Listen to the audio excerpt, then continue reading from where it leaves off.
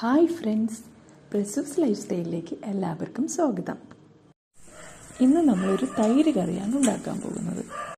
തൈര് കറിക്കായി നമ്മൾ കുറച്ച് തൈര് എടുക്കുന്നു. അതിനൊപ്പം തന്നെ കുറച്ച് പച്ചമുളക് ഒന്ന് മതിയാകും. പിന്നെ ഒരൽപ്പം ഉള്ളി, കറിവേപ്പില, പിന്നെ കുറച്ച് ഉപ്പ്, കുറച്ച് മഞ്ഞൾപ്പൊടി, 2-3 അല്ലി വെളുത്തുള്ളി ഇടുന്നത് നല്ല ടേസ്റ്റ് കൂട്ടുന്നതായിരിക്കും. പാത്രം ചൂടാകുമ്പോൾ അതിലേക്ക് കുറച്ച് എണ്ണ ഒഴിക്കുക. അതിലേക്ക് കുറച്ച് കടുക് ഇടുക.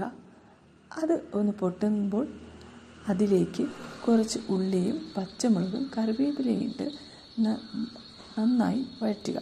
അതിനൊപ്പം കുറച്ച് മഞ്ഞളും ഇടുക. നന്നായി വഴണ്ട് വന്ന ശേഷം കുറേശ്ശെ നമ്മുടെ കയ്യിലിരിക്കുന്ന അധികം പുളിക്കാത്ത തൈരാണ് ഞാനിവിടെ എടുത്തിരിക്കുന്നത്. അധികമൊന്നല്ല, ഒട്ടുമേ പുളിക്കാത്ത നല്ല തൈരാണ് എടുത്തിരിക്കുന്നത്. ഈ തൈര് അതിലേക്ക് ഒഴിക്കുക.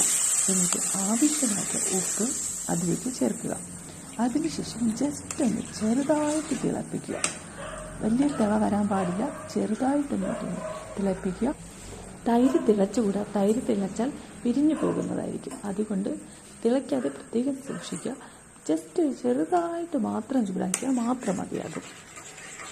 ഈ ചാനൽ ആദ്യമായാണ് കാണുന്നതെങ്കിൽ നിങ്ങളിത് സബ്സ്ക്രൈബ് ചെയ്യാൻ മറക്കരുത്. അതിനുശേഷം വാങ്ങി വയ്ക്കുക.